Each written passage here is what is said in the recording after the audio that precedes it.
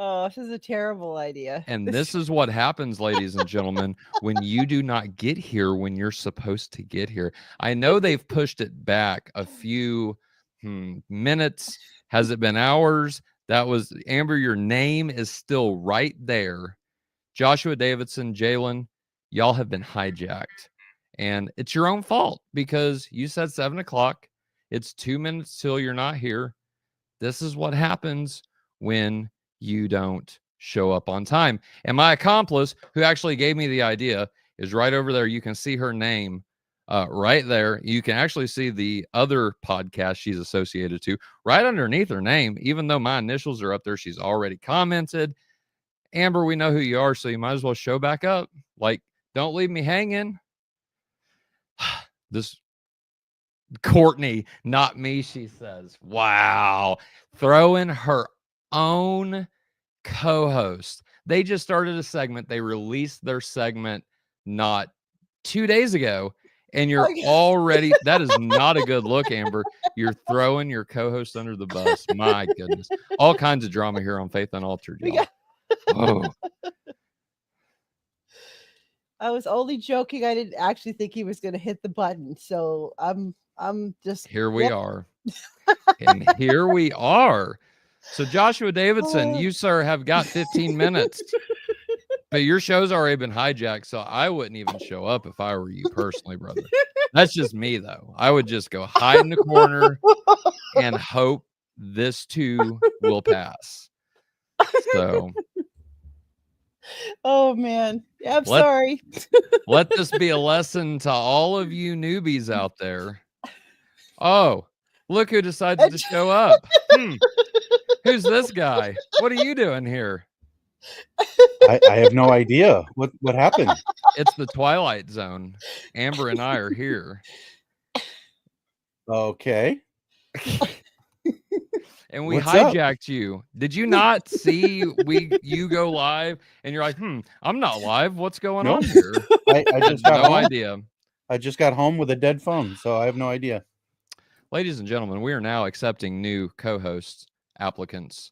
If you would like to co-host on Cosmic Corner is hiring, you can put in your application, faithunaltered@gmail.com. We take them.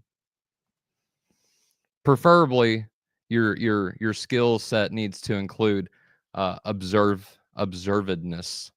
I don't know if there's a more fancy word for that, but that's it. You need to be observant. Do not be oblivious. How about that? We'll negate it. Yeah. So what's up, Josh? I bet you did not figure you was going to start your Cosmic Corner this way, sir. I didn't have a clue. Nope. We've never hijacked before, and now we have. I even got, look at this. I even got the little black gloves on and everything. So. Oh, geez. I look so robbed.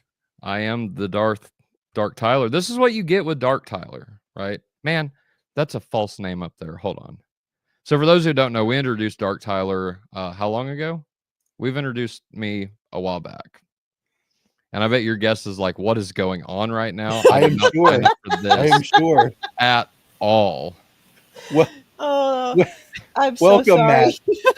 Matt. I'm just as baffled. Apparently, the stream started before I got home. So here we are. Jalen will be here in a second along with Sean. They're both expecting 4:10. So, yeah.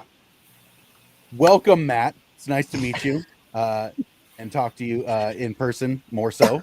And these are my fellow co-host nuisance. We're not going to put you on the spot because this is super weird, right? So that's not what we're going to do. So Josh, are we looking to rob a corner store or something? We are. We've already been robbed, apparently. We already successfully accomplished that. So welcome. This is a good introduction to Cosmic Corner with Josh. So this is what's going to be happening from time to time on here with us. We'll see how this plays out. But anyway, Josh, surprise. I wanted to come on anyway, though, and talk about your symbolism of life and death, because that is what you're going to be talking about tonight, right? It is. It absolutely is. And so, welcome everybody to Cosmic Corner. with me tonight is going to be a brand new face and special guest, Matt McGuire. He was brought to my attention because he recently went on the Myths, Mysteries, and Majesty podcast on Nico's channel very recently.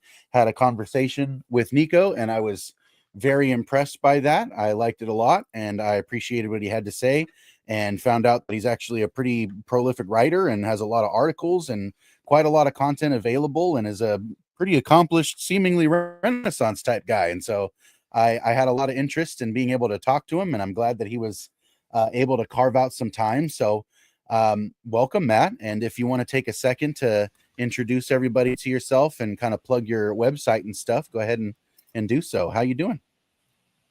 So it sounds like I successfully fooled you. Yes, fooled thoroughly. Yeah, I've just got an undergraduate degree in biblical studies, and I've always been interested in spiritual experiences in general, biblical theology, more recently the field of parapsychology. And I wrote a book just kind of connecting a lot of dots with these topics at the beginning of last year. And I write on Substack regularly, and looks like you've enjoyed some of that. And I watched a few episodes of Cosmic Corner, and hopefully we can have a nice discussion tonight. I expect it'll be a good one. I do. I'm excited for it, especially because tonight, when they do have a chance to show up, since they're now late for an early show, they shall be punished too, sir. St. Sean's coming, and also Jalen. This is going to be his first episode officially acting as a co-host for Faith Unaltered and for Cosmic Corner, so that's exciting. So whenever he gets here, that'll be beautiful. But until then, I'm thankful that you have the time and attention to come and talk with me about these things, Matt. I really appreciate it, and I don't take that for granted. So I really appreciate you taking the time to do that. I definitely was impressed especially by what I heard on Nico's channel. I forget the overall arching topic you guys were talking about, but some of the things that I talk about here came up pretty steadily throughout the conversation. And one of the things that I was struck by is you seem to have the same kind of affinity for looking at narrative or meaning, or approaching the meaning crisis, as I think a lot of us have come to understand it. And so I'm kind of curious, what is the touchstone for you? And because it seems like you have a pretty good scope of interest and work. What's the touchstone for you as far as like, this is the field of interest that I have that touches with the meaning crisis closely? You understand what I'm asking? Yeah, I think I know what you're getting at. So I was recently interacting with Rod Dreher's new book. I don't know if you're familiar with him, and he is called Living in Wonder. And he kind of addresses this whole shift where we had a very, like, if you're in the Christian world in the year 2005, it's all about those new atheists and the skeptics and the scientists, but it is completely different now. Now it's about meaning, spiritual experience. We at our church, we do jail ministry. And one of the ladies that goes with us, she gets asked by these inmates, "So have you had a spiritual awakening?" And she's like, "Yeah, I guess I've been born again." But it's all about spiritual experience now. And so I'm trying to capture that from a Christian perspective, kind of put a lid on some of the esoteric stuff, or at least try to make sense of it within a Christian framework. And it's almost become cliche to make C.S. Lewis like the Virgil or the inspiration of this kind of thinking, but he really is. And he is able to, both his fiction and nonfiction, is able to capture the combination of reason with imagination. And I really try to emulate that and integrate some things from certain corners, like the charismatic renewal of the Christian faith, and also just the field of parapsychology and things like near-death experiences that are very, very much talked about these days. So I'm trying to connect, what they call a love of orthodoxy with a love of speculation, and try to capture the imagination of people that way. I like that. What's the name of that book? Rod Dreher's book is called Living in Wonder. He's an Eastern Orthodox convert. He started Methodist, then became atheist, then Catholic, and then Orthodox. So he's run the gamut. Wow. That's sounds familiar, doesn't it, Tyler? He would fit in well here. That's for sure. Oh man, that's cool. I like that a lot. Actually, I really appreciate especially the drive to try to take some of the, let's say, hot button topics that people are looking at as far as like spiritualism right now, and try to give Christian language to it, right? Without having to necessarily resort to mere, quoting a Bible verse and speaking Christianese, kind of really like make sense of it and engage with what's actually been going on in the larger culture, because there isn't, I agree with you. There's a huge increase in interest for like spiritualism. I like, as vague a word as that could possibly be. Spirit, whatever that is now a main interest for people, but they don't really have a framework to fit any significance to the idea. It's more so like, on good days, I like that the sun shines and it seems like everything has a reason. And on bad days, I'd really like if there was no mind behind the universe and I can get away with what I want to. And it's like, there's nothing to do about it. Like it doesn't have anything attached to it that makes it into that kind of, because Christianity attached to it is something very drastic. It's a relationship and it's a trajectory, and so as a Christian, we're not simply sitting still. We're definitely not alone, but we're also not sitting still. There's plenty to do about it, right? And so I think that's something definitely that is worth looking into, and I share that interest for sure. That's something that I think would be also really cool to kind of have its own episode to talk about. Let's say like spiritualism as a kind of phenomena. It looks like St. Sean and Jalen have officially joined us. Welcome, guys. It's about time. What's going on? It is about exactly time that they were going to join, so they're very punctual. Oh man. So just to kind of throw it out and get it started, let's start with what I prefer to do is try to start with something like a 10,000 foot view and zoom all the way out and think about the idea, and then kind of pinpoint on some of the ideas that we can see attached to it, perhaps first in scripture, and then more largely in other narratives that we see that aren't in scripture, that are even perhaps some anecdotes from our own personal lives. And so the idea of life and death as such, right? So the question, I guess, would be, what is life? What is death, right?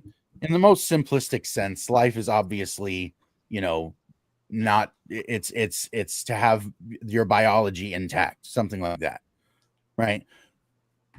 That being said, I don't think that biology is at all sufficient. Obviously, there are many words for life throughout the languages that have emerged over time.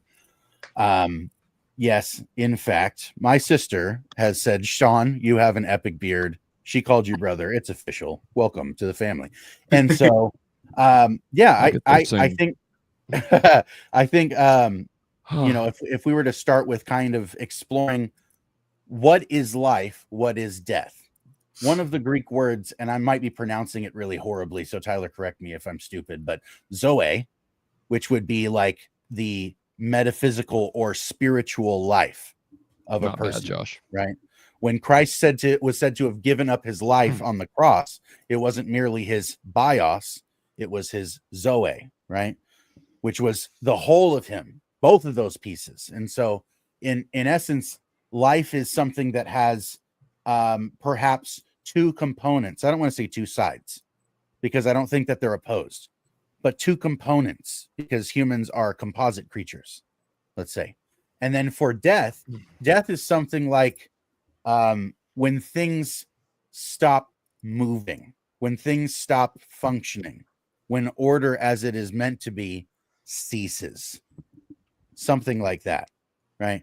So life would be, let's say, the intended order or state of a thing, especially biologically.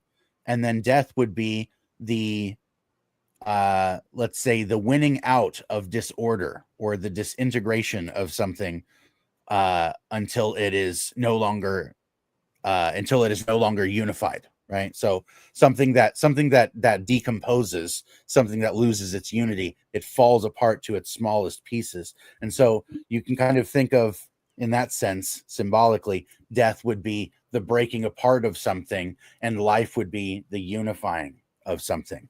I think those are probably good ground floor pieces to work with. As far as that goes, I guess I'll start with you, Jalen. Do you have anything that you want to say about that or add to that as far as what is life, what is death, ground floor kind of operation? Yeah, I mean, I think everything that you said was pretty much spot on what I always understood it to be. I've always kind of understood life as the kind of like you brought up the Zoe of God breathing into man, which he formed out of the ground. I've always kind of thought of it that way, or like you said, Christ on the cross, he gave up his life in that way. I've always kind of thought of it as like the animate, or the functionality of the animate, something like that. And then death obviously being the infunctionality, or the inanimate, or something like that. Or I shouldn't say the inanimate, or maybe just the infunctionality of, or the dysfunctionality, or something like that, or the trying to think of words on the spot here, and I can't. Yeah, I can't really think of the word I want to say on the spot here. But fair enough. But essentially, when the function of the animate ceases to exist. I think that's probably a good addition, because it seems like, in some real sense, movement is life.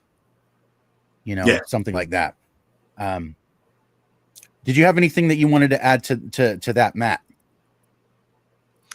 Yeah, I don't know how deep we want to go right at the beginning, but I think there's a connection between the concept of life and the concept of light, and light standing as a symbolic term for knowledge. So in the opening chapter of John, it says that in verse 4, it says, "In him was life, and the life was the light of men." And elsewhere in John chapter 17, he says, "This is eternal life, that they know you, the only true God, and Jesus Christ, whom you have sent." So there's this sense of life, or the Zoe life, meaning light and knowledge of God. And we see, Paul says, we see through a glass darkly. He also says one day we'll see face to face. And in the final chapters of Revelation, we see this picture where God himself is the light for all of us.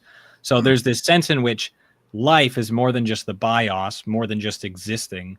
Life is a participation in knowledge of God. It's like funny, Josh, it's funny. Matt and we're on the same wavelength. Even though we look completely opposite, our brains are, because I've got John actually pulled up, and that's exactly what I was going to ask you guys about, is the life was the light of men. This is how John describes the light, right? I'm just curious if everybody would agree with knowledge being that, and I'm not pushing back on Matt or anything. I'm just, is that one aspect? I guess I should clarify first, Matt. Is that just one aspect that you're talking about, that light is there is knowledge? Like, is there more encompassing there? Or is it kind of more of a one-for-one life, or I'm sorry, light equals knowledge, vice versa? Well, life also means bios. It also means existence. It means, Paul said that Christ abolished death and brought about immortality. So it does mean the traditional things that we think of. But I think there's a sense in which to be fully alive is also to be fully aware, is to fully take in knowledge of God. And you think of the old Cappadocian doctrine of the eternal progression. Have you ever seen one of those logarithmic scales where they get closer and closer to the edge, but they never quite get there? Like, that's how I imagine that we're going to know God in the eternal state. It'll just be further up and further in, but we'll never quite get to complete knowledge. And I think we shouldn't divorce that from the concept of life itself. When Jesus is talking about giving eternal life or the life of the age to come, I think knowledge is a really integral part of that, even though it's not a one-to-one relationship. Right. No, I agree 100%, especially given, like verse 5, how the light extinguishes the darkness, or it overcomes the darkness, and the darkness being everything that Josh has ever talked about, on Cosmic Corner, Faith Unaltered episodes. Symbolism is a big aspect of our podcast right now. And so it's definitely got brought up a few different times. But yeah, no, I'm just curious. Josh, what do you think about light there? Agree, disagree? Want to add to? What do you think? I think that's a really apt addition, mostly because of the two pieces of the composition I was working with before, which is let's say body and spirit, which is the combination of those two things in Genesis is nefesh. That's a living soul. That's that when God said now it's a living soul is when he combined the body that he had made from the earth, which is material. That's the bios, is given its actual essence of life by giving the spirit. And so the combination of the two is life, I think. And so it's not necessarily that there's anything wrong with saying that life is light and light is knowledge or revelation or in this participatory knowing with and of God, right? Because of the fact that the first thing God did when he created in Genesis is he created the heavens and the earth. This is the first symbolic bifurcation, this pairing that God did, was to create those things that are, let's say, immaterial, and those things which are material. And those things are in fact meant to be in coexistence with one another. And in man, they're unified. And so it would make sense that in order to be alive as proper, you wouldn't merely need moving blood. You would need also participatory knowledge of God, which is in fact to live in the biblical sense, to live right, right? Not to live unto death, but to live unto life, something like that, right? Because we understand the scriptures to be speaking like this constantly. We actually had an episode a couple months ago about light and darkness, right? In which a lot of those motifs or patterns kind of came in, but we were focusing more so on the idea of knowledge, ignorance, the excess of knowledge too soon, and how light can overwhelm or how darkness can flood and things like that. And so kind of tying that back to some of the things that we had said before. Yeah, your knowing, your mind is in fact, you're not going to cut your brain open and find the mind section in there, right? Like your mind is sort of strangely distributed in and through your brain, and for that matter, in and through your body. And then it's also distributed past your body through your influence in other people. And that's a spiritual reality. It's something that does happen on that plane rather than this one down here. And so the bios, I believe, is in correspondence with the same bifurcation. You have those two categories. Man is a composite creature. He's going to have those two facets of his being. I think it makes perfect sense. Yeah. Well, I was just, thinking about listening to you, what you said, and then scrolling through John, seeing John 6:51, Jesus says, I am the living bread, the arthos o zoon. And it's like interesting, combination of words there to describe that, but taking into consideration, Eastern Orthodoxy's views on the Eucharist, things like that, and then what life is symbolically, and everything that you and Matt just said, like perfect, really. But just taking all that into consideration, it gets like super overwhelming, like super quick, if that makes sense. There's a lot that can be packed in to that. So no, absolutely. And kind of definitionally too, that's what a symbol is. A symbol is when meaning is thrown together and it touches reality, something like that. That's what a real symbol is all of the. And that's why when you look at a symbol, you can see it, you can understand it, or at least recognize it, however that pans out. And then you represent it in and with yourself. Then its meaning can be opened and accessed. It's like the icons on your desktop. They're just a little thing, but you click on it and what's inside? Way more than the image. Way, way more. It's a portal into something huge, but it's just this tiny thing. So that's what symbols do. That's how they operate in real life, as well as on a computer, in a text, as well as in your speech, or in your telling of a recounting of your life, or your story, or even in a dream or whatever. All of those things operate much the same. And so you're really going to be able to, with a proper symbol, open it up, so to speak, and kind of, like pull the thing out to its edges and see this is packed full.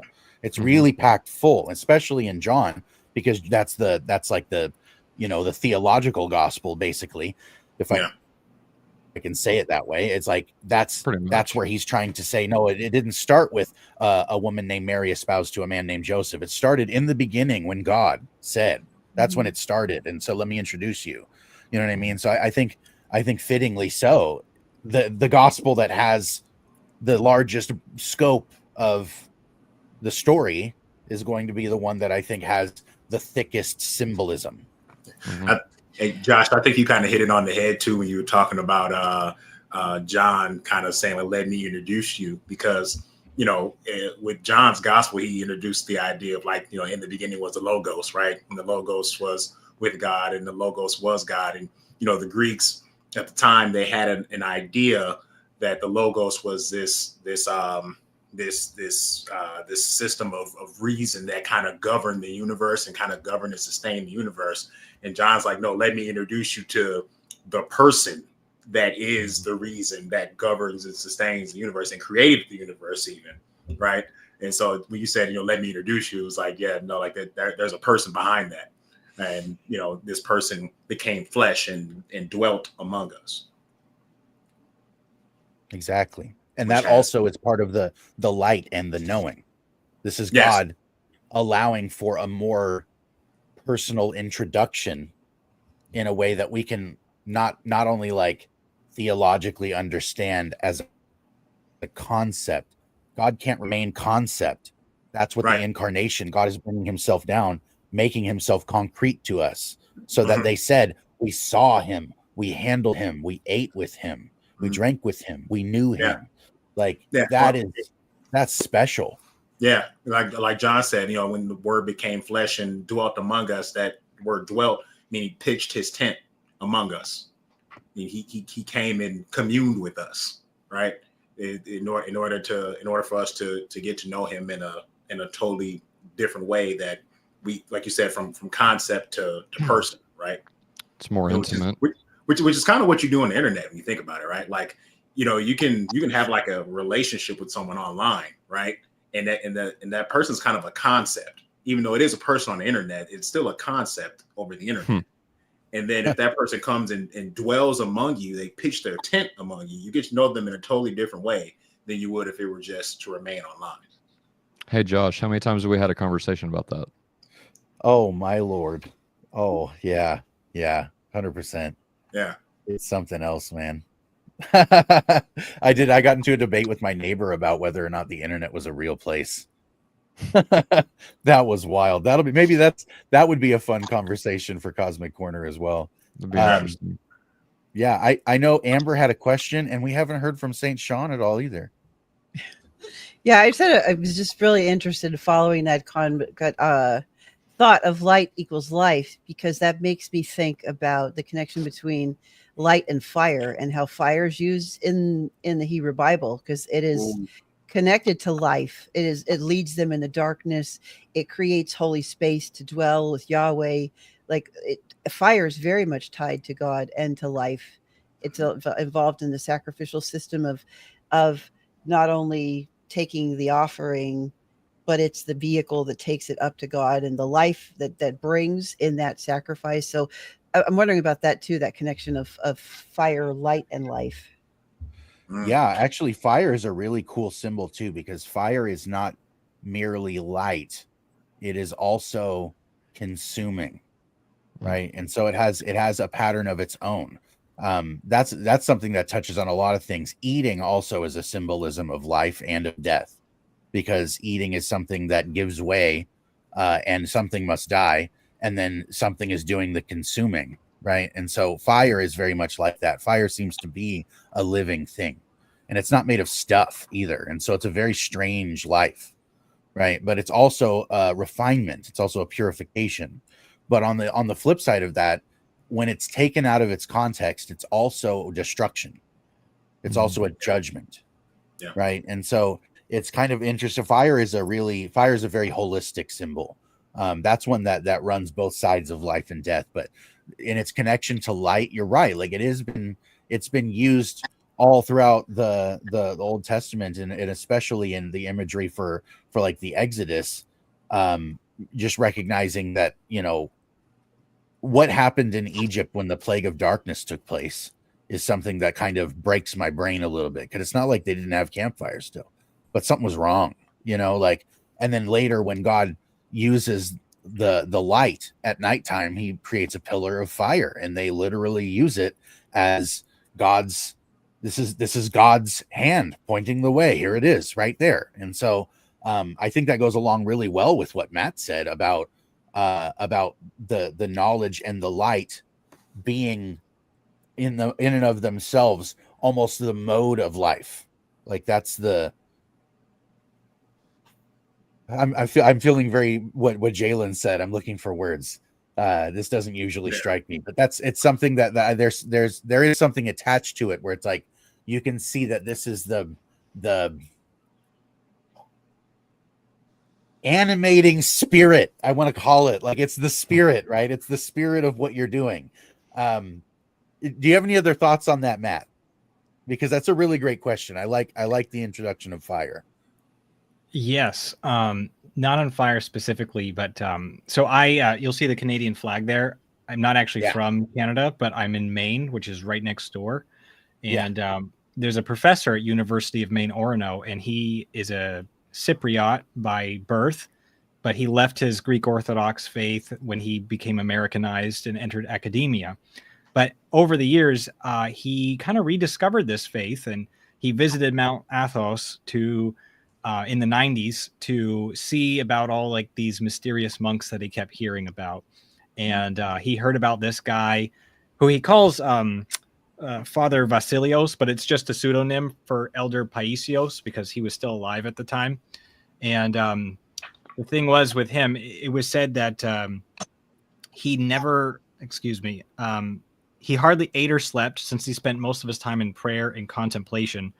And people didn't know if he was 60 years old or 100 years old, but he was just like, even though he only ate like lentils and he was awake 20 hours a day praying, he just had all of this vigor and energy.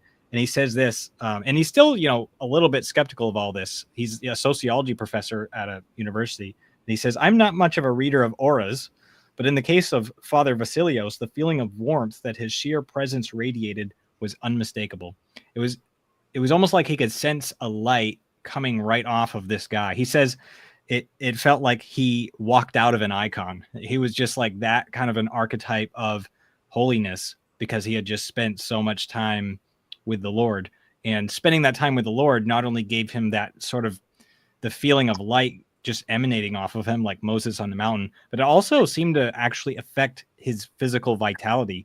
Even though he fasted all the time and ate terrible food, like a lot of food with missing nutrition and stuff like that, and he lived in a little hut and slept on a plank, he had some kind of vitality. So it's almost like there was a spillover from this life from God that was giving it was spilling over into his bios life and bringing this light to him. And everyone around him recognized this. Is like very soon after he died, he was proclaimed a saint. And it just seems with some of these outlier examples, you can see what I like to call the spillover of that eternal life just coming into this life.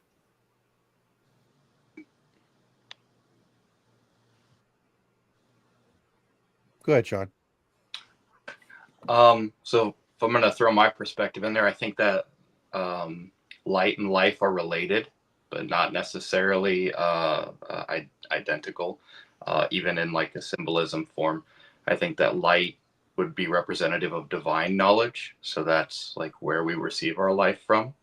But life, I think, is the capacity to accommodate and appropriate that light. And so fire becomes a really good symbol for that because fire is useful light. It's almost domesticated light when it's handled appropriately. And when it's not, we see what's happening in California right now. It's very not domesticated, so it's dangerous. And I think that life is the way that I would maybe phrase it is life is when something is operating proper to its nature, right? So if something is moving along in the way that it's supposed to be, then it has this perpetuity to it. But I think that can become corrupted, and you have dissolution happening, and so death is a privation of that life. When I think of life, and especially human life, to steal from the our cosmic corner symbol there, I think of human life like a prism, right? Like this is something that is made to it is made to bend and to diffuse the light of God through man into creation in such a way that everything would be able to receive and appreciate that light in its different forms. So you have the idea of light hitting the prism, and then it diffuses into the 7 or more strains of light. But I think that when death comes, something happens, and you have this idea like a lens through which the light of God is filtered, and it becomes warped and cracked. And so in some areas, the light is so diffuse that it doesn't properly impact the areas that it has dominion over. And so you end up with a lack of light or a want of light in some areas. And in other areas, the light is so magnified that it scorches the ground. And to me, that's why light representing knowledge is so profound, because humans take that knowledge and they can use it destructively. And so if I'm just putting those things in perspective and trying to meld symbols and make sense of how this works in my mind, that's kind of the picture that I have. That light is, you could say it's divine life, but it might not be life proper to us, because God is there is a regardless of what side of the Christianity spectrum we fall on, there is a simplicity to the essence of God, that his being and his knowledge are kind of associated. So God's life can be his knowledge, but our life is our capacity to appropriate that. I like that. And another thing that's really... Oh, no, go ahead. I just thought of something here, and this could be way off, so please feel free to shoot it down, right? But so I'm thinking about how, like Sean was just talking about, how light can be viewed as like almost like a divine knowledge, like it could be viewed as a order to which things ought to be. And I think about in Genesis how in the beginning God created the heavens and the earth, and it talks about darkness was upon the face of the deep, and earth was formless and void. Spirit of God is hovering over the waters. And the very first thing God says is, "Let there be light." Right. And what I'm thinking about is that in a way can that be viewed as symbolic to kind of the precondition upon which God would create life to flourish in that light? Or could that be looked at as something totally different? Because obviously we know in the creation account, God creates two lights, one greater than the other, with the sun and the moon, as well as the stars that kind of help to facilitate light as well. But I guess I'm thinking about how light can, in the context that Sean was talking about, could it be viewed as the precondition upon which God created life to be oriented around and live through? Yeah, Sean, I think that might be a question for you. I don't know who the question for. I just had a thought and I just shared it out loud. No, I like it. Yeah, follow the intuition train. What do you think about that, Sean? You're nodding your head. I think I know where you're going, but go ahead. Yeah, absolutely. I think that light is the precondition, or the grace, the knowledge for God to establish life and order. But also we see that he contains the light to spheres. So there is a sense in which this is too, the magnitude is too great for really life to form, and so he separates the light into the spheres of the stars, the sun, and the moon, in order provide that order, because nothing could stand in the presence of God fully illumined. And so I think that I think there's definitely something to that. What do you think, Matt? What do you think, Matt? I'm still taking in the whole idea of the prism, and the prism being able to, we can't see all of the light at once, but if we can let it manifest in its different varieties, it's all one light source, but when it goes to the prism, it has the different varieties. And you see that in the way that God creates male and female equally to show his image, because it wouldn't be complete in just the male or the female, but because of the prism, there's the female manifestation, the male manifestation, and then you see that with the different aspects of creation in general in the first 2 chapters of Genesis. So I like that connecting point.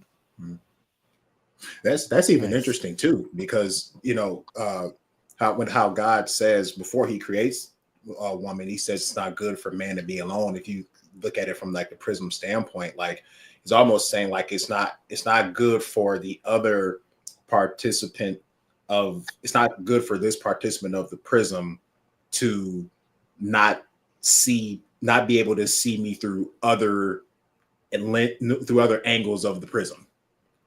It's almost like it's not a complete picture of who God is without the other angles. Maybe I'll call them angles. Yeah, angles of the prism, if that makes sense. So I don't know if you're familiar with the painting "The Return of the Prodigal Son" by Rembrandt, but there's a book that someone wrote about it, and he just goes through the whole book, paying attention to the small little details. And one of the details you'll see in that picture, as the father grabs the son, one of the arms is really masculine and like strong, and the other arm is like very tender and taking care of him, almost like he's an infant. And he explains that what Rembrandt is doing is it's not an accident. It's showing that God has the firm, fatherly, disciplined side, and he also has the tender love and affection of a mother. And he was able to capture that in the painting in such subtle ways that it takes someone to actually point out that it's there. And it just has a really powerful effect of showing the different attributes of God in one figure. Well, and not to give too much foreshadowing, but Josh, don't you have an episode of Cosmic Corner coming up where we are looking at the different diffusions of the life of God throughout the different ethnic groups? I mean, I think that it's like one conversation that keeps on going. That's awesome. Yeah, and I think it's funny too, because what your analogy with the prism kind of lends itself to why it is so common nowadays for people who are trying to explore nuance to constantly refer to everything as a spectrum. And a spectrum has to come back to something, right? Spectrums don't just exist in the wild for nothing with no context to attach to nothing. There's still something that is the spectrum. There's some unified thing that can be differentiated into the spectrum, or there wouldn't be a spectrum to be referring to. There's the thing, whatever the thing is, right? And so it's like the image of God, multiplicity of persons. Yeah, that's going to be a natural extension for sure, And so like I think if we were to go with because I like the introduction of male and female there as well, because male and female is something where you can see in the marriage of a man and a woman, and especially what we call the marriage bed, which is in fact procreation, right? That also is life, and not just the mere production of life in a factory style, bios creating bios, right? But also the emergence of something else, because with every life that's created in conception, there is also the Zoe, right? Which is really interesting. whether that's something that you believe is handed down by the two parents into the person, it's kind of a composite of the parents, or if you believe that God inputs a soul as a special miracle that happens every time someone is conceived. I don't think that necessarily makes a difference as you parse it out. One way or the other, something is happening and a new form emerges from the female, and a new soul emerges from the bothness, right? It's the self and the other. That makes a fruitful relationship. And that fruitfulness, to bear fruit, is something that is an obvious reference to the symbolism of life in general, right? And so I kind of, and this might be something that's a little weird, but I think it has a relevant tie-in to a lot of things that are in scripture, which is in fact that blood is life, but not merely blood as life, but in the reference to procreation. There's a point in the life of a woman where she becomes something new unto herself, where she now can bear life. And that's what we call pubescence. A woman goes through her first cycles, right? That menstruation produces a blood.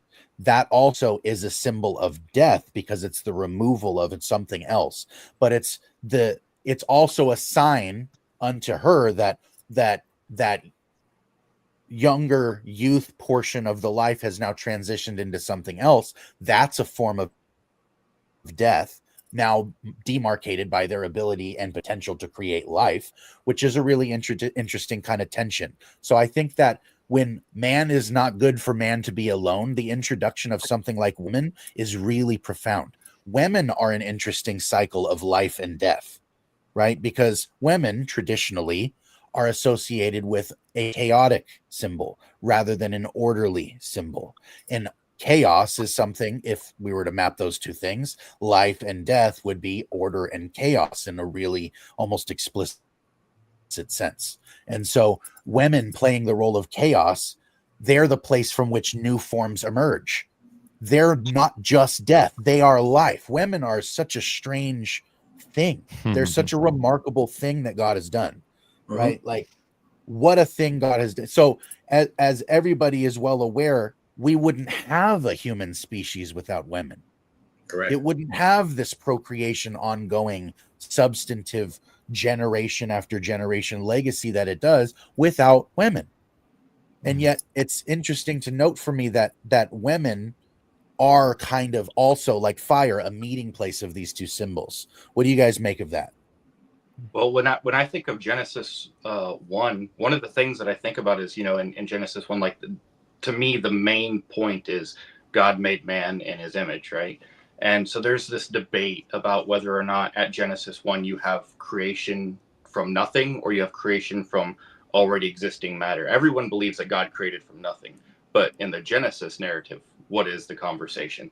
And so if you just, were to kind of take a look at that and say, okay, well, what if it's creation from God had already created existing matter and now he's forming it? In the 6 days, you have God forming and filling. And so how can we image God? The forming and the filling, right? So you have the forming of the creating your environment and the filling of be fruitful and multiply. And so in the way that God creates on the 6 days, we can also, from matter that God has already given us, we can also co-create.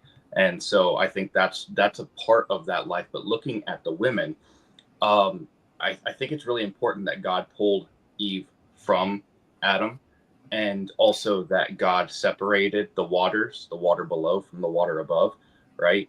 Or the water above from the water below. And so I think that just like male and female, where they're the same substance, but they're differentiation of it, and they are complementary.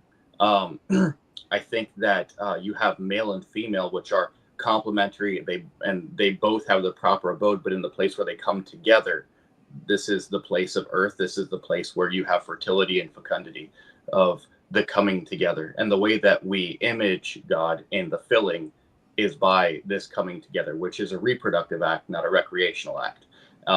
And so in this coming together, we are bringing life into the world. And so this is a way that we most image God, when we come together to create a new life. And that makes it sacred in a really genuine sense as well.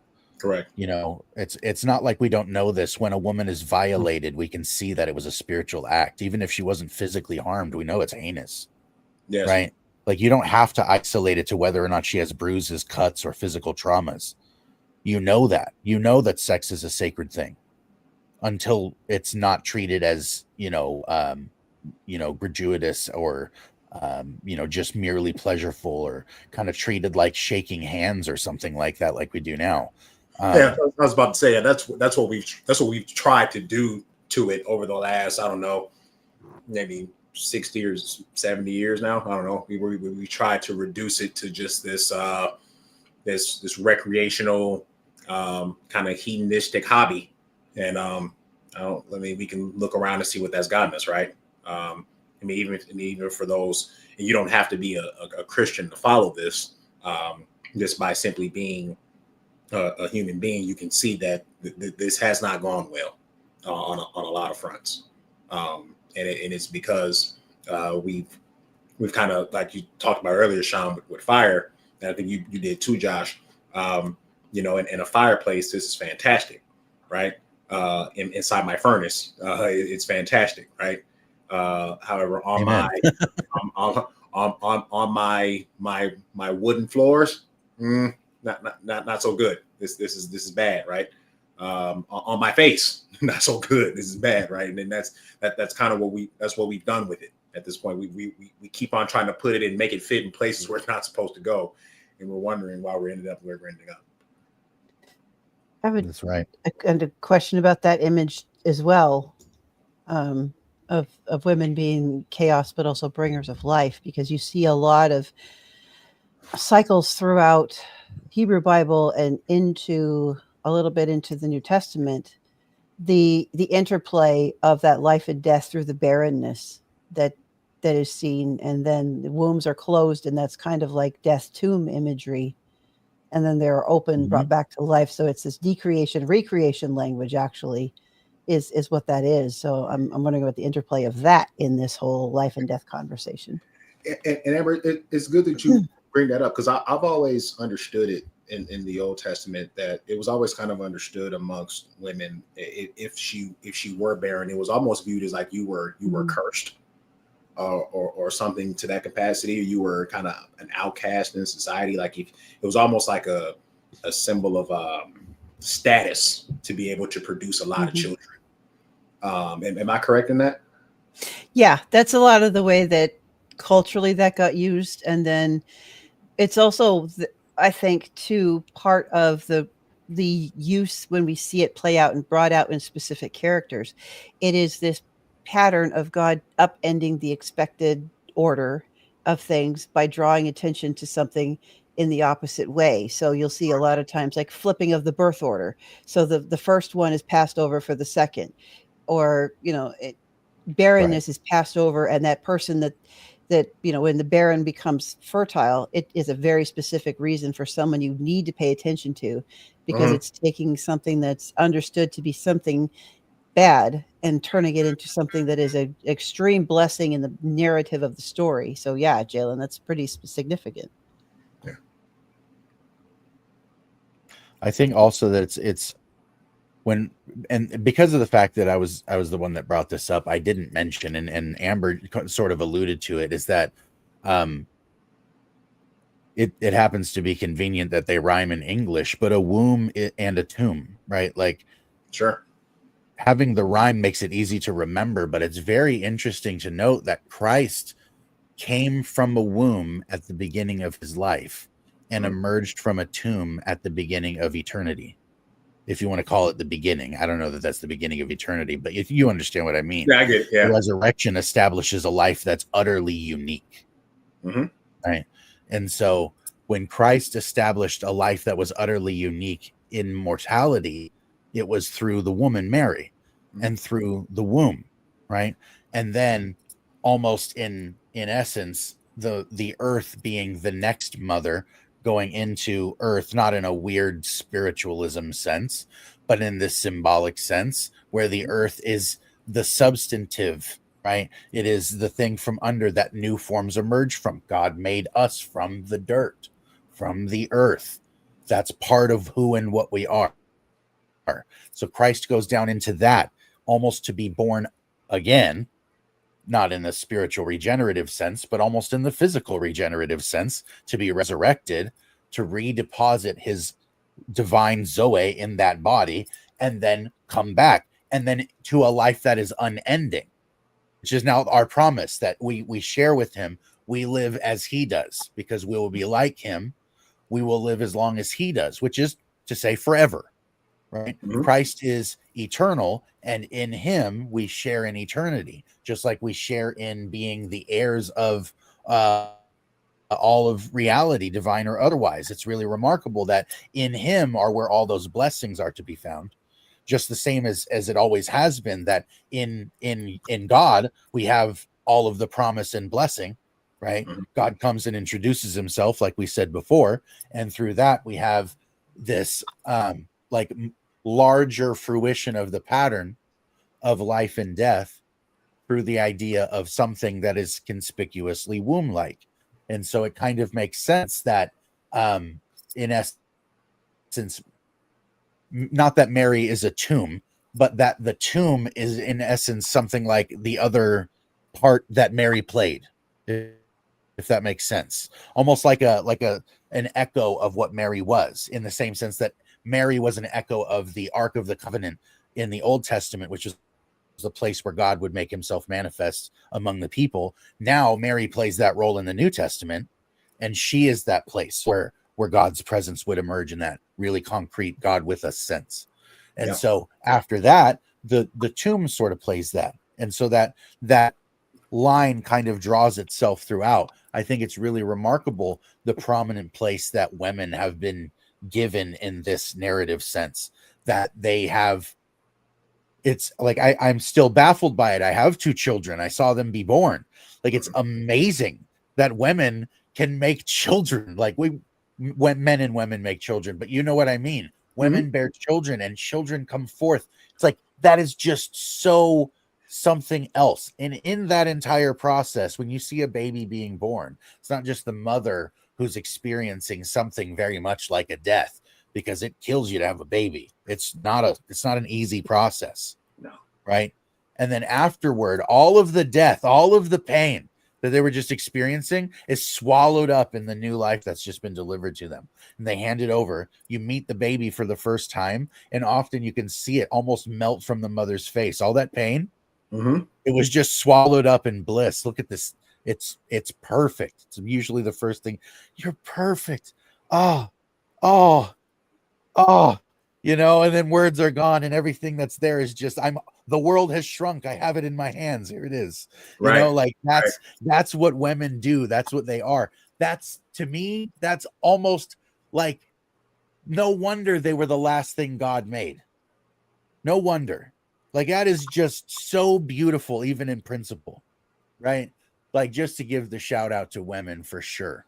But I think that in terms of their role as both, let's say, feminine chaos, but also because they're chaos, they're the waters, which is another great symbol that we should touch on next, is that they're the place where new forms emerge, which means that from within they're almost unknowable. Women are something that is very ambiguous. Men, we don't understand you. We don't understand you. Women, we don't. Like, lots of men write books pretending like they do. We don't understand you. Women, you're baffling. Like, you are mystery. We like things to make sense. We are light. You are dark. Hey, Josh, perfect sense. Hey, that's why the Bible tells husbands to dwell with their wives according to knowledge, but it doesn't tell wives to do the same thing.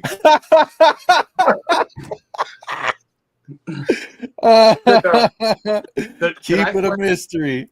Could I flesh out some of this symbolism? Because I'm like, my brain is bouncing all over the place, and I just absolutely bounce away. Go for it, man. Get it up. So yeah, we got, like I said, you got the separation of the waters. The sea represents women. You have in the beginning, we have God hovering over the waters, and from that he brings out life. You have Jesus at his baptism descending into the waters and making them life-giving. And where you have this womb and tomb, like you said, things emerge from the water, but also, and maybe Amber could talk more about this, the sea in the Old Testament represents the place of the dead, where the dead go. So you have this idea of womb and tomb already in the sea imagery. And then in Revelation, the sea will give up her dead, and then in the last city there will be no sea. And so I'm gonna let Amber. Yeah. It's like my mind was banging all over the place there. Yeah, that was a nice broad scope. That was good. That was really good, man. I'd actually like to hear from Matt first, because I think he's going to have some really good thoughts while I collect mine. Let's hear from what Matt has to say. I'm still digesting the relationship between death and life, where you think of Christ, where it says when he brought many sons to glory, it was fitting to be perfected through suffering. That's from Hebrews chapter 2. So there's almost like this purchase aspect where you go through death in order to purchase life that rings true.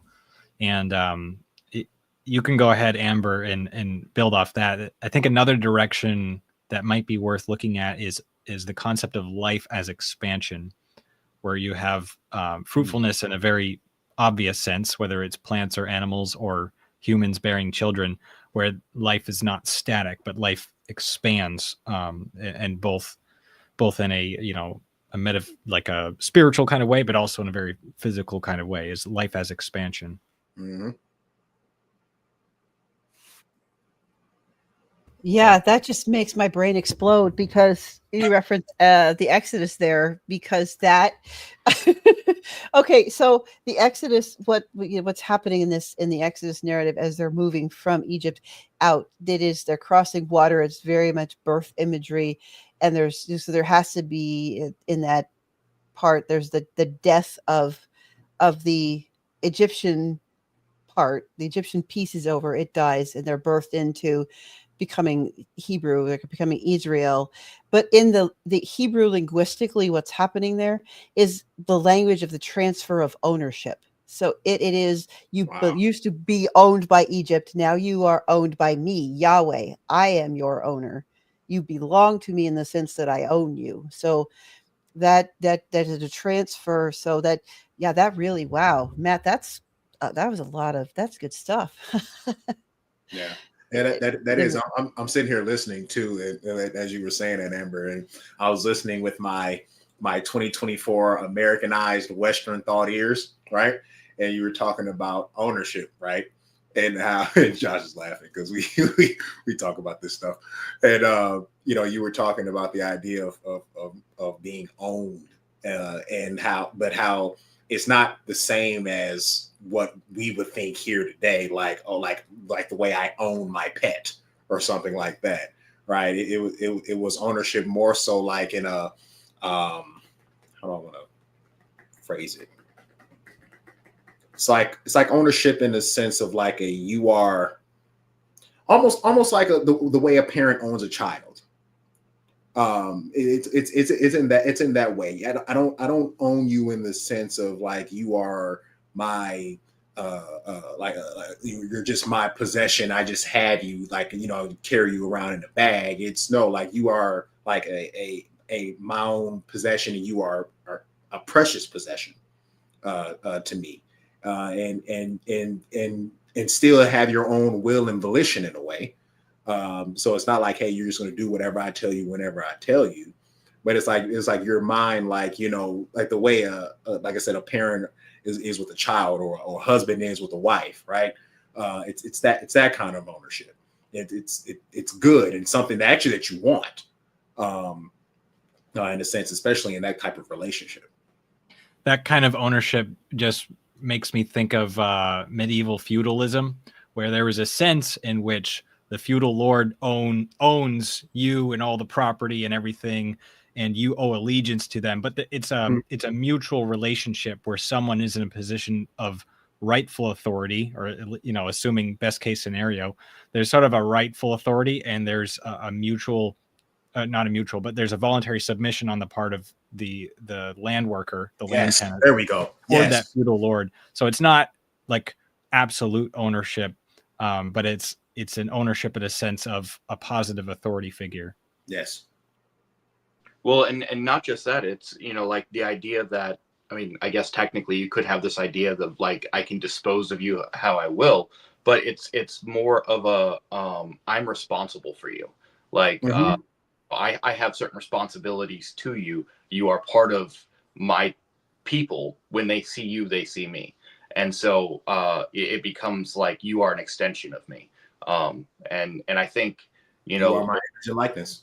yeah. And so in today's, like you said, the 21st century mind, we recoil at that, but it's like, you belong to somebody, right? Like I belong to my family, right? And so like I have a people, I have a group. And so the idea that like you belong to God, like that, I mean, that's the greatest people. That's the greatest group. That's the group you want to be a part of. Mm-hmm. The dream team. Yeah, right. So I really like I like the expansion language, Matt. I like the idea of because this is something I said earlier on the biological level. I think what you just did is put your finger on let's say the Zoe level, what it would look like for life to be movement, right? Which is it doesn't become stagnant, it expands, it grows, it has operative movement, right? And so like a family will grow and develop. If you have, let's say I have if I grow up, I have 3 children. I have 2 children. This is an experiment. If I have 3 children, right, and all 3 of them are identical personalities and have the exact same expressions, exact same mannerisms, exact same decision making, exact same toys, exact same clothes, you would think there was something wrong with my parenting,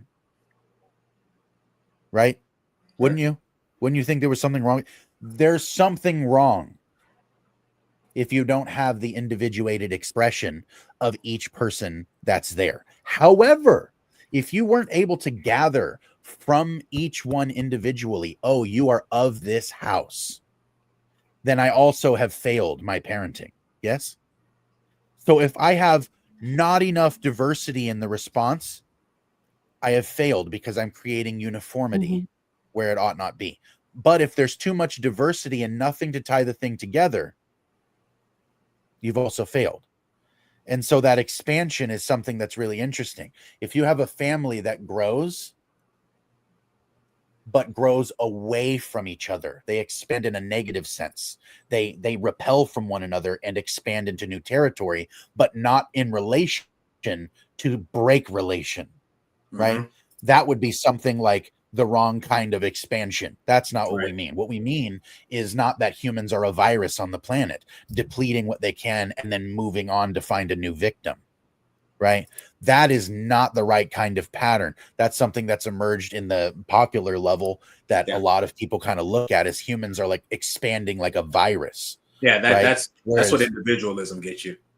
Right. Yes, exactly. Fragmentation and expansion are both just this negative. There's nothing to bring it back together. Whereas like you could have something like a tree creates many, many fruit. It drops all of them. Maybe one of them sprout. Right? Like there's many pieces that come from this one thing. Not all of them get the full investment of life. At first they do, then they fall away, then something else happens, right? The fruit that surrounds them, that was the production of the tree, it rots away. Something inside that's very special comes there, right? So you have the influence, you have the encasing, you have the love, you have the family, the community of your mother, your father, your siblings, whatever that shrouds you. And eventually that's going to have to come away. And whatever it is that's inside you, all that potential that you are, is going to have to go into something.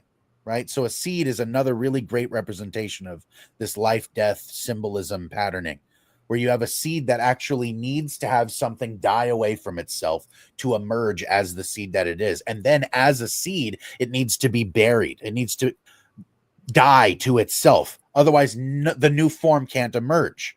Right. No resurrection can take place if you don't die to self. Right. Correct. And so the seed is almost in a cyclical way a symbol of this sort of thing, not in a light darkness sense, but in that expansion movement, but not expansion away, right? The only way that a seed can move away from its tree is if it's intercepted by some other creature, which is why fruit is tasty, right? And so creatures will come along and be perfectly happy to eat it. And then they go and they do their thing somewhere else. They drop that seed somewhere. And then hopefully there it can go ahead and have this same process take place. But it's not actually the tree that's doing the splitting. It's that symbiosis between the tree and what's around it, right? It's like a good relationship with what's around that creates that expansion in that sense. And so like the tree is not excommunicating the seed is graduating to a new space, sort of thing. And so it's like that rightful engagement. Your family should be able to do this. Your church should be able to do this, right? Your thoughts and your projects and your intent should be able to do this with and among other people. Like that's a good thing that should be able to. So it's not just fruitfulness on a biological level. It's ideas also that can be very fruitful and expand among other people when they're used properly and in an organic sort of setting. You're not going to browbeat ideas into people and have them work the way that they're supposed to. Usually they end up working very much like a parody of themselves. If you try to force good ideas into people through good intentions, your good intentions will pave a nasty road to hell. Right? Like it's not simply expansion in and of itself. It's that organic living expansion. That's what I mean by organic, is that it seems to just grow of its own accord because it is good. Is that sort of what you were getting at, Matt?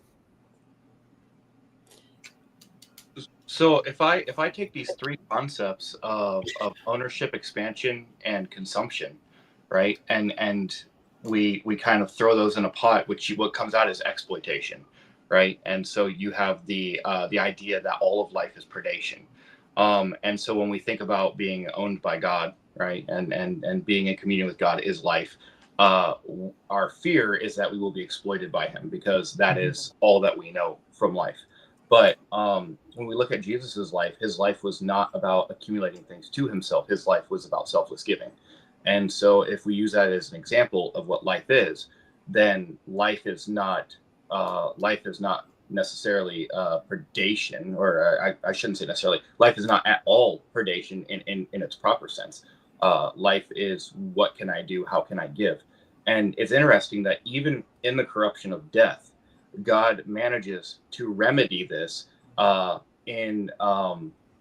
think of the Lion King, right? But don't we eat the antelope?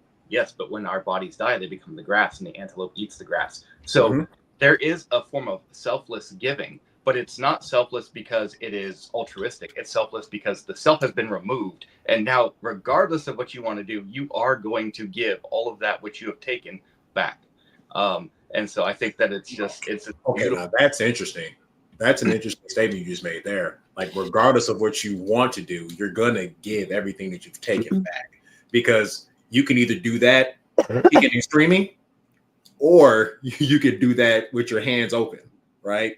You can. It's almost like you can either you can humble yourself and be exalted, or exalt yourself and be humble with that one. That's an interesting thing to consider there. Yeah. Well, can I jump in with a nuance to the ownership idea a little bit? Because there's this kind of try to figure out how to phrase this in a way that would make a little bit more sense, because it's not ownership in the way like through family. Yes. But so in China, they have an imagery and a thought that people are connected by a thread. And so there's a lot of talk when you're going through the adoption process that you are already matched with a child we are connected by this red thread that runs from where you are in, the States or wherever, that runs to that child, that you are already connected that way. And then I was talking to a friend last night, was talking about dealing with some jealousy between his two kids. And he was like, sat them down and used this thread idea. He was like, okay, what's your favorite color? And the child said red. I say, okay, my thread to you is red, but I have a thread that looks it's the same thread, but to your sister, this thread is purple. So to you and I relate in purple, and your sister and I relate in red, or whatever, flip that around. And you and your sibling relate in whatever color is your relationship. So we're all tied together in this network with these things that are the same that connect us, but they're also individual to the source. So, Josh's color connection to Christ is going to be different than my color connection to Christ, but it's still a connection to Christ that is familiar enough that it unites us under this network that is lovingly overseen, and that is the thing that is in blessing belongs to God. So we are owned to dwell in blessing in these thread connections that are unique enough that it's a relationship to God that is ours, but not unique enough to be individualistic to separate us. It unites us in a common idea that we experience differently because we're different people. Yeah. My thread's purple. Yeah, right. Yeah, we're more interconnected than we would like to admit that we are.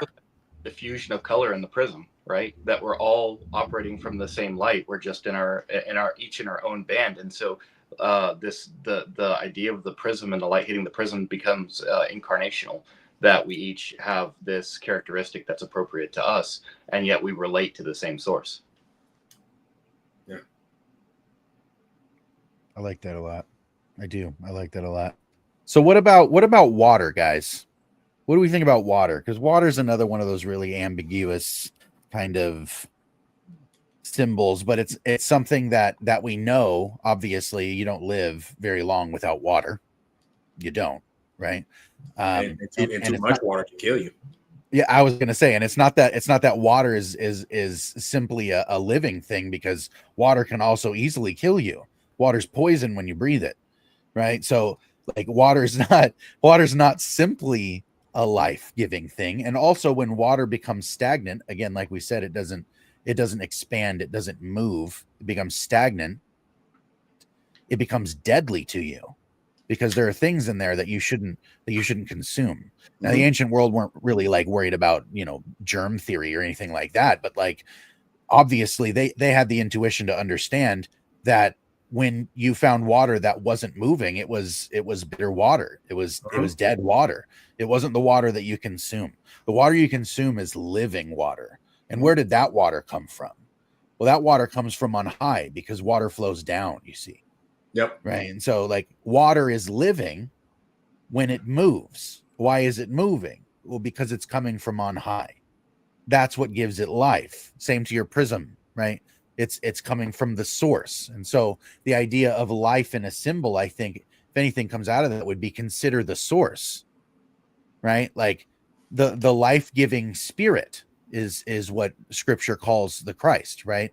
So Christ becomes the life-giving spirit. Christ becomes the expansion, the growth, the new life, this organic spreading, right? A good infection, let's say, where you actually have the Christ being this catalyst, right? Where and Jalen and I were talking about this with Troy not that long ago. We were talking about fractals in a private chat, and we were talking about the idea that the divine the command that God gave to Adam and Eve was to be fruitful, to multiply, to have dominion on the earth, and to subdue it, right?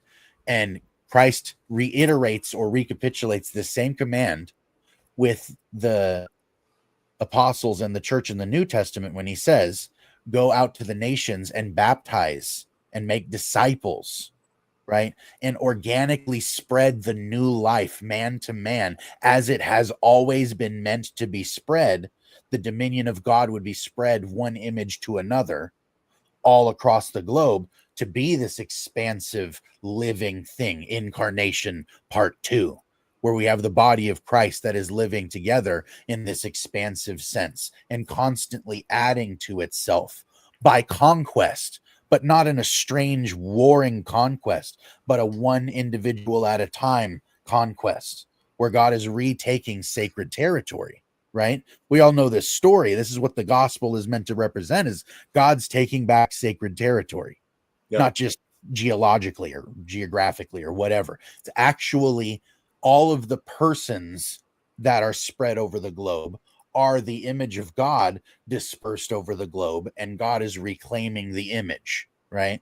And so if that is our redemption in the final sense, is to be made like the image, the Christ, and we are to be restored to be that image, and that process has began here and now.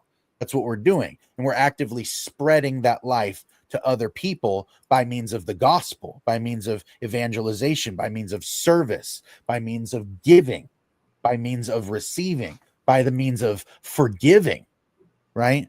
And so all of those things, and this is why Jesus would say things like, my words to you have been life and light, right? My words to you are spirit and life, right? Those are those things that he's talking about. And to come back, for whatever reason, my brain wants to flash to the eyes or the window or the lamp of the soul, and there's light to them, right? And the way that you were talking about, Matt, earlier, is a person who's spent time around God will have an emanation of that from their person, in the same sense Christ was talking about. I think that's the kind of sense that he's talking about. Something like that is what is within a person will shine forth from the person, right? And it's not in like a showboaty sort of way where it's like a facade, but in a way where it's this authentic expression of the person. They're expanding outward. You're experiencing them being fruitful of their own accord because they have proximity to the source. They are fruitful because they are fruitful, right? And so I think this all comes back to something that is very, very gospel shaped for me, right? Like I feel like the next version of these symbol conversations is going to have to be about resurrection. You know what I mean? Like I feel like that's where this is headed. It's going to have to be about that, because that's the next piece of the pattern, right? Because we're talking about life, we're talking about death, and then we would talk about the resolve of the pattern in resurrection. Sure. Or you have the tragedy, which is the two shapes of story that we understand that come about pretty much everywhere. You have tragedy, or you have redemption, or a comedy, right? Where you have this U-shaped structure that's going to emerge. And so I think that kind of lends itself to being the other half of what we're discussing here. But yeah, I feel like this is also expansive. It's hard to pin back down to a single image, you know. Like I really like water. I really like the idea of water and the stillness and the moving. Like, what do you guys think of that? I think that water, like the idea of water, like in a glass, is approximated to fire in a hearth, right? Because there's an appropriate place for it, and there's a life-giving place for it. But then outside of that, it becomes very dangerous. And I think Scripture uses that too. I mean, when we think about the rock that Moses brought water from, that was a flint, right? And so flint is used to make fire.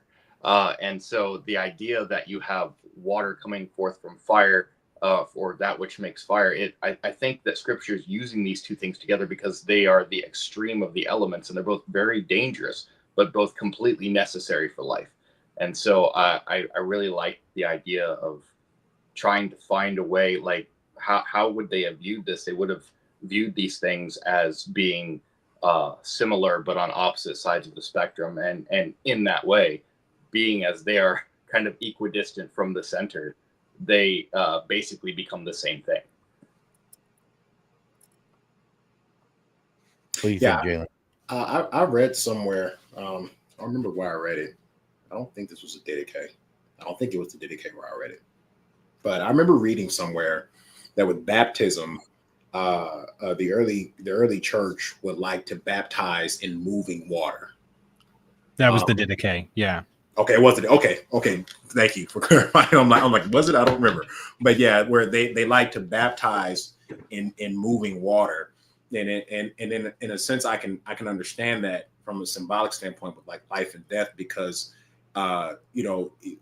we are being submerged into life-giving water, and being brought up from that in moving water, right? But if the water is still, it's almost like we're being submerged into a representation of what we already are. Mm-hmm. And like if the water is still and the water is dead in a way, infested, that's what we are spiritually, right? And so to take us and baptize us in moving water is life-giving. But if we were to do that in still water, I'm essentially going down a dry center and coming up a wet one, symbolically, right? And so yeah, so that, it kind of made me think about that when we were talking about water and water being life-giving and how it's moving, it's not stagnant.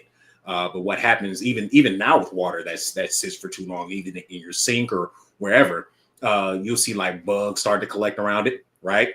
You'll see mold, you'll see all types of algae and stuff like that. And it's funny because, you know, I got a 3-year-old right now, so I'm thinking in my head, like if I were to see that, let's say in my backyard, and I see my 3-year-old walking toward it, I would run for the hills, try to grab her to get her away from that. Tell her, don't go near that, don't touch that, right?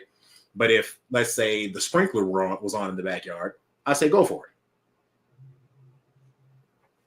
it. Yeah. So. Yeah. Well, and you know, the idea. I'm sorry. I don't mean to cut off. No, go ahead. My brain was just jumping. So the idea of, like you said, water flows down. I'm thinking of Genesis. All the water, the heads of the waters were in Eden, which is the place of the birth of man. So all waters flow down from paradise. And then in Revelation, we have all the waters flowing out from the throne of God. And the idea is that living water comes from a place of life. So it carries with it the that life-giving property. And so I think that is just, you know, maybe that's just something that was already understood, but I thought I would just bring some clarity to that. I like it. So a couple thoughts came to mind. One of them is maybe not to the extent of fire, but water also has an element of uncontrollability to it. You mentioned, you know, water coming down maybe from a mountain or something like that. But you also think you have things like the Pool of Bethesda or other cisterns where they're relying on regular rainfall to refill their water supply. And then the way that, you know, at least up in my area, most people get water is they drill a well. And if you get a contract to drill it, they'll tell you, we can't guarantee how long it's going to take to get to the water. And we might have to charge you extra to keep piling on more and more casing. So there's an element of faith and hope when searching for that water and relying on God for that. And I was also thinking of the Nile River system, where they rely on a whole like seasonal flooding system. They work around the water schedule. They don't make the water work for them. Now, like you guys said, you have a cup of water. We have ways of controlling it. But I think there's this ancient idea of water kind of doing what it wants to do, in the same way that in John, the Spirit is compared to wind. It's going to blow where it's going to blow. So we have this life. It has to come from outside of us. We have to hope and pray that we're going to be ready for the water when it comes. Very Matthew 24. I like it. Yeah. Yeah.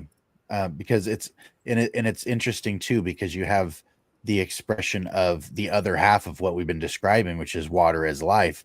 You have water explicitly as death and destruction very early on in the scripture, actually. One of the first prominent symbols that emerge after the creation account, which is, let's say, during a interesting series of events after Adam and Eve are expelled and exiled from the garden, you have the first two genuine born human beings, Cain and Abel, right?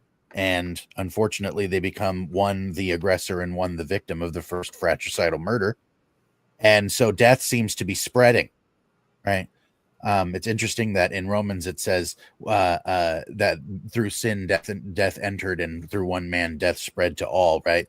It's like that sin entering in as that almost abstract personified sort of new character entering in. And then because of this, death spreading, and through death, sin also spreads, because according to Hebrews, it's the fear of death that Satan uses like a club to keep us slaves to sin, right? And so it's like this nasty cycle that began, and it began to trudge itself downhill like an avalanche, uncontrollable water that's become this like freezing something, water that is like dead, right? Because it's not moving, but it still has all this potential to come. Avalanche is terrifying. I have to be honest. They absolutely terrify. That would be so absolutely terrible to be just buried under snow. But the idea of an avalanche is like it's got all this potential sitting up here, and then it just comes down sweeping all at once, uncontrollable, like you said, just consuming, right?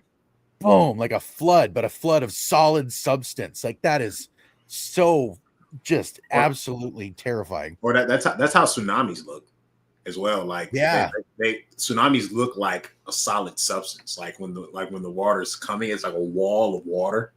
Yeah, like it looks solid coming at you, and there's nothing you can do about it. Like you mentioned earlier, Matt. Like there's a uncontrollability to water, and that's one of them.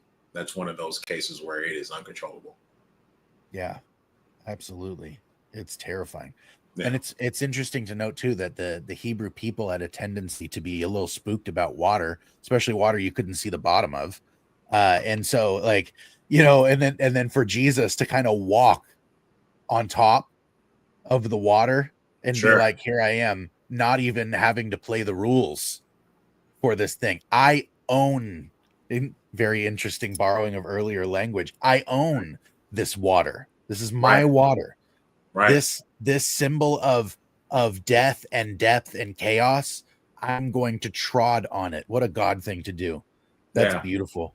And even go a step further with that. He tells Peter to come out and you come trot on it. Like come, yeah, no kidding. Yeah, like come trot on it with me. Right? Oh yeah, that's wild. See, that it kind of reminds me. This is something that came up earlier. Is like when Moses went up to the mountain to commune with God for 40 days. He comes back, right, and he's got this glowing transfiguration about himself. He's glowing. It's almost like the people when he comes back, they're suffering from an excess of just life and vitality from him. He's been in the source. He's been in and with the source. He comes back and he's just saturated with what he had been exposed to. And everybody else is like, no, right. Cover it up, dude. It's not all right. We're not okay with you. Right. It wasn't like Moses had a problem. Everybody else had a problem with how saturated Moses was. Right. Yeah. So it's like this dissonance. There's this distance. Right. And so it kind of illustrates for the same thing. It's like water, the further away it gets from the source, the more likely it is that you can't drink it. I was gonna say that Moses moment reminds me when Jesus was in the Gerasenes, right? And after he had cast out the demons, and they're like, "Please leave, go away." We don't have that here. I forgot all about that story. Yeah, I forgot all about that. He cast out demons. They're like, "Can you leave, please?" Like, almost like we were comfortable with our demons. Thank you very much. It's so disruptive, Yeah. Oh man. Yeah, that's funny. So we're just passing the hour and a half mark. I figured we could probably start to wind down a little bit. Is there anything else that you guys wanted to like kind of reiterate or circle back to in some of the things that we've covered already? Because we actually went over more symbols or images than I even had floating in my head, and we basically touched all the ones that I had in my head. And so I don't know if you guys want to expound on that a little bit more, or circle back to anything that you think we need to reiterate, or maybe could add to what we had said before. But we could start with you, Matt. Would you have anything that you'd like to kind of circle back to or add to what we've gone over? So the well imagery keeps coming to my mind. A couple of things is it's a lot easier to plug a well than to dig one. You can prepare yourself for receiving life, and it could be an arduous process. Just I'm allegorizing for a moment, and you can use your spiritual disciplines and work yourself to receive the graces of God, but it doesn't take much to throw that askew. So there's something about a delicateness to wells. And also I was thinking water comes from above and it also comes from below. This is just kind of a thought that crossed my mind, where the Zoe life is both transcendent. We look up for it. We look for it external, but it's also immanent. It's like, it's all around us, but we have to be trained to look for it. We have to realize that it's there.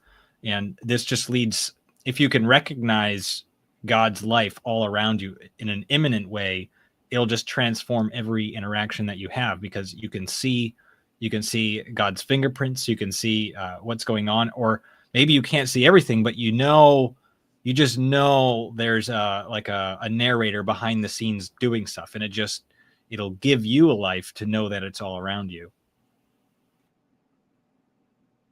Very nice. Very nice. What do you think, Jalen? I don't really have many thoughts after. I think I've kind of given them all out throughout this conversation. I really enjoyed talking with you, Matt. I can tell you're very well versed and well learned in scripture. So I always enjoy having conversations with people like that. But I don't really have too many other thoughts outside of that. I'm looking forward to this resurrection idea that you want to talk about, Josh. I will say that I'm interested in exploring that more in terms of kind of where you want to go with that and the symbolism of that. And yeah, that's to be determined. But yeah, that's about it. Definitely something that's coming down the pipes, though. Yeah. Saint Sean, I'm so glad you're here. Me too. It's my first time on a live with Sean. Yeah. This no way. Really? First time, dude. Yeah. Me and Jalen together. Nice. Oh man. So thinking about Jesus walking on the water and then calling Peter out to him to walk on the water, and understanding, like we've already covered, what deep dark water represents. It's a place of chaos. The pigs, when Jesus cast out the demons and they went to the pigs, they went into the water. It's a place of death. And Luke 10:19, Jesus says, "Behold, I give unto you power to tread on serpents and scorpions, and over all of the powers of the enemy, and nothing shall by any means hurt you." The idea is that just as that was the symbol for the water, we're representing what it was just such a pregnant symbol at the time. Then just like explicating it out, like, yes, these things which are normally causing death, corruption, pain, these things I'm giving you authority to tread over. Is this idea of, Jesus calls us into an incarnational life, which is like life on steroids. It is a life separated from the shadow of death. And if you think, I was just thinking about this, if you were to take, we've used the prism in this conversation, but if you were to take a prism and you were to coat it in mud, it would not diffuse light, it would cast a shadow. And that shadow is the death that is cast from life. Life and death are not connected necessarily. If they were, if it was a causal relationship, you couldn't pull life from death, but Christ does. Death is a perversion. The cause of that is sin, right? So life and death are not in God's mind necessarily linked. And I was just thinking about that, and I'm like, I like that, right? Like the idea that life is the precondition for death, but it is not causal for death. There is not a causal relationship there. The causal relationship is sin and corruption. And that's a twisting of life in on itself, a darkening, and it brings death. So yeah, that's basically what I have to add. And he smiled so cheerfully after dropping a bomb in your lap. Right. I really appreciate you guys. This has been such a fun conversation. I am without doubt going to come back to this, and we'll probably have many conversations because of this. As a consequence of having this conversation, there's going to be a lot of elements from this that are going to emerge in the next conversation, I'm sure. Which, by the way, next Friday, we are going to have another Cosmic Corner episode, and we're going to be discussing racial identity and whether or not it has an ordinate place in personal identity in the biblical framework. And so that's going to be a really interesting and in possibly explosive conversation. I don't necessarily want to step into controversy, but I'm not afraid of it. And I think it's something that apologists need to stop being afraid of touching with a 10-foot pole outside of the political world. And so we're going to talk about it. And if that's something that's of interest to you, and not in a really weird, sinister, want to start a problem sort of way, but in a way where you're actually genuinely thinking about these things, and this is of interest to you because it's relevant to your life, then please come and join us in the chat and come and hang out. I would love to see how this pans out and makes sense for everybody else. It's something that I have had much exposure to over the course of my life, is the problems of race and racism, but also the beauty of diversity and the wonder of unity among diversity, and just the wonderful thing it is that God made a skin kaleidoscope, as DC Talk would say. Beautiful, yeah. Absolutely amazing. And so if that's something that's of interest to you and relevant to your life, come and hang out with us for that one as well next Friday. It's going to be really great. Tomorrow on the down low, I am going to be recording a conversation between myself and a friend named Alex, something that I'd set up like a month and a half ago. We're finally going to come around to sitting down and just hammering it out about Satan's playbook. It's going to be an open door for many conversations that I'm very excited about, which is confronting the problem of evil through the narrative structure. I think it's going to be really great. I think our generation needs something like the Screw Tape Letters to emerge, and I am more than willing to be a catalyst for that to happen. I hope somebody that's listening to this that might be an author or something like that, or aspiring, or knows one who can pull off a project like C.S. Lewis did with the Screw Tape Letters. But I think that our generation needs a fresh word in that category, because boy, are we just drowning. We're just drowning. It's awful. And so a voice and a light like that emerging for our generation, who could look at Satan in the face and be like, you know what? You still don't own the place. And then just throw out his entire playbook in everybody's lap. Be like, here, now you can make a strategy. Now you don't have to be blindsided. Now you don't have to worry about stumbling around in the darkness. Here's a nice flashlight, right? So going to have some really good exploration on that end. If I were to bring back anything from this conversation that I think would be really great to kind of hone in on and hammer home, it would be consider the source, right? Something can be life-giving or deadly depending on its source. Not just its source, but also depending on its end. Where is its trajectory headed? Yeah. Okay. And this is the same thing we were talking about earlier, is the expansion versus the decomposition, because you don't want the pieces to come apart. You want the thing to grow naturally on its own, so that the places that are in between that give way are taken up. It's not just emptiness, right? When you talk about and this is something that's almost a weird modern myth, the expansion of the universe. And it's like, it's all just making more empty space, more and more empty space, right? Like it's just expanding out, and the seemingly infinite universe is getting bigger. Hey, whatever that means. Josh, it makes me think about how, in the garden, God creates man and woman, tells them to be fruitful and multiply, right? You can almost view the garden as like a light in the darkness and the light is expanding outward, right? But when we decided to, eat the fruit of the tree, we get banished from the garden. Now that light that was supposed to be expanding outward is now turned almost into like an infection that's spreading, right? And so now it's spreading. It's spreading all over the place. But now the spreading is a bad sign, as opposed to when it was light in its proposed state to a godly end, being used to meet a godly end. The expansion of the light was good. But now this muddy prism, like you just talked about, Sean, it's expanding. But now the shadows are expanding, right? As opposed to it being rays of light that are bouncing out all over the place. It's shadows, and it's just expanding all over the place. Yeah, it reminds me of when you start playing it might not be the same way now. I might be dating myself, but in the 90s, when you were playing a PC game and it was something like Age of Empires or, with StarCraft or whatever, the map was dark. It was just a big black square thing, right? And then as you went out and your exploration touched new portions of the map, let's say, those things were illumined to you.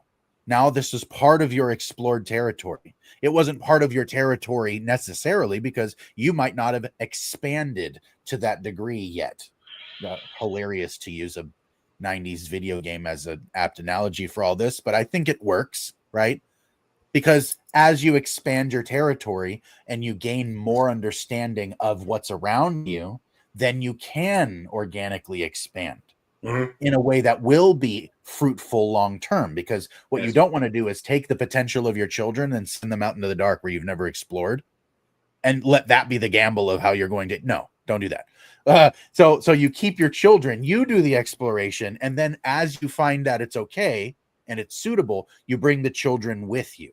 You don't send your children out in your stead, right? And so that's one of the reasons why parents are protective of their children and sacrificial of themselves, is because we're meant to be that buffering space that goes out into the world, scoops out what's necessary. Explorer myth, conquest myth. Let's say the knight in shining armor who retrieves the treasure in the maiden from the dragon's hoard. It's all the same thing. You're going out and you go and you expand and you come back. And what you bring back with you will be fruitful to the potential you have in your home. Your children will benefit from your sacrifice of life, will give them life, not just in terms of, oh, I don't have food because you have food. More so like I spend myself, my intent, my attention, my intention, my time, right, on gathering what is going to be good for you now and later. Right. So it's like expanding this whole thing, going, okay, now into the future, not just now, but into the future. And so I sacrifice today for tomorrow, not just on my behalf, but on the behalf of that which will come after me, and that fruitfulness. Right. This is something that I think the modern world doesn't do very well, is look forward. It's uncanny that in the what we call dark ages and things like that, people were so willing to look forward into the future. They started 400 or 500 year projects of construction to build these remarkable cathedrals and things that we have nowadays. They could project forward in a way that we can't do. We can't look 5 years that far. There's no way. We have no clue how to look at the future anymore. Things move too quickly. It almost goes back to what we talked about earlier about like ideas, right? Like their ideas have literally outlived them. But not even just outlive them, it's outlived them, their children, their children's children, like they've literally just given ideas and sacrificed themselves to these ideas that have outlived them, but still carry on their legacies. Well, and thinking about the idea of the map and then pairing that with like what you were talking about with conquest, and maybe this also goes over to the next conversation, is when you think about going out and retrieving something and bringing it back to better me and mine, and then you have the benefit of hindsight looking back and saying, we went into these places where we didn't understand, these people were living so different than us, we couldn't understand that they were what they were like. They were like us, but they're not us. So they're a different instantiation of what I am, but they're so different from my perspective that at first I did not see them as a brother. I saw them as something to be conquered. And when you expand the map and you understand cultures and peoples and values, then we look back on that now and say, how dare we? How dare we have done that? The conquest myth still exists, and it exists around the house and building up a family and things. But that's just one example of looking at that. The map was completely dark. We didn't know. All we thought all territory was to be explored and exploited. And now we look back and say, oh, but what have we done? And so there's an idea where for lack of knowledge, we perpetrated great crimes against people who now we call them brother. But I mean, we did not act very brotherly to them. Truth, man. Truth for sure, man. Yeah. As far as the symbols of life and death, I feel like we explored pretty well. There's definitely more to say, I'm sure. If you're listening to this afterward and you can think of something that we didn't, go ahead and leave it in the comments. I promise I'll read them. Also, it's something worth saying. The gospel is life and light. The gospel is how you die to yourself. If you want the meeting place of these two things, you can look to the cross. This is going to be something that'll feature heavily in the next conversation that we have, which will be about resurrection, which I'm now it's concrete in my mind. We're doing that. so that's coming. That's coming for sure. Soon. I'll use the Bible's favorite word. Soon. It's coming soon. Tread lightly when dealing with matters of life and death. Tread lightly. This place is a remarkable thing. Life is an amazing thing. Tread lightly. Be aware. You know, this is. I'll close out with a metaphor example I've used before that I think is really interesting, and I wish people would think about it more. When you watch a movie about time travel, there's a point in the movie where the person begins to meddle with things in the past, and you see then products of that meddling happening as they realize they're somehow changing the future by making small alterations in the past. Let's say that's probably true. If you did small alterations, even right now, you could change the future. And future you will know the difference when you get there. It's going to be a wild ride. Move forward. Use life as a trajectory. This is what God intends. It's beautiful. It's going to be the right thing for you, and you'll love it. Chase after Christ. Seriously. If you guys take anything from this, take this. That life is something worth doing. It's good. God gave it to us on purpose. It's good. You should confront it as though it was on purpose. It is good. We are glad you're here. If you're still here listening, thank you for listening. Thank you for hanging out with us. Thank you, Matt, for joining us. I hope that you had as much fun as I did. This was a really fun, diverse train that we just rode all over Imagination Land, and I had a wild ride. That was awesome. It's a great time. Thank you, St. Sean, for joining us also. As far as next week, again, we're doing a discussion on racial identity next Friday at 7 p.m. Eastern. Don't miss that. Cosmic Corner is going to be doing a little bit more content for this year. I'm aiming to do a little bit more. Been doing once a month, but that was working for a while, but now I'm going to try to push myself a little bit more. So be on the lookout for some more content. Hopefully maybe making some members only content where we do some deep dives on certain particulars that people have any recommendations or things like that. Or if you want to see us talk about a particular subject, leave it in the comments down below. Again, I will read them. Please like this video, subscribe to the Faith Unaltered channel. We have a really diverse host of hosts, and we have a really fun time over here talking about the faith and talking about the Christ and making the King famous in the earth. Hallelujah.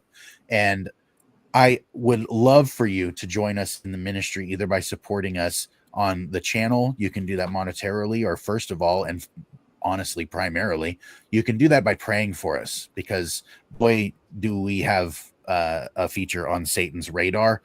He's constantly trying to do everything he can to silence those people who are vocal about the Lord. And so if you would remember us in your prayers, that would be beautiful and wonderful, and we would appreciate it deeply. With that being said, I am so pleased. Troy would be happy to know that I am pleased. And I can't wait to see when Troy gets back. Everybody pray for him. He's traveling right now. I'm not going to say too much, but pray for Troy. He's traveling and he's having some business stuff and all that, and we just pray that the Lord bless him and keep him on his way there and on his way home. Yep. And I think we're good. I think we're ready to go. So with that being said, good night. God bless. Stay like Christ.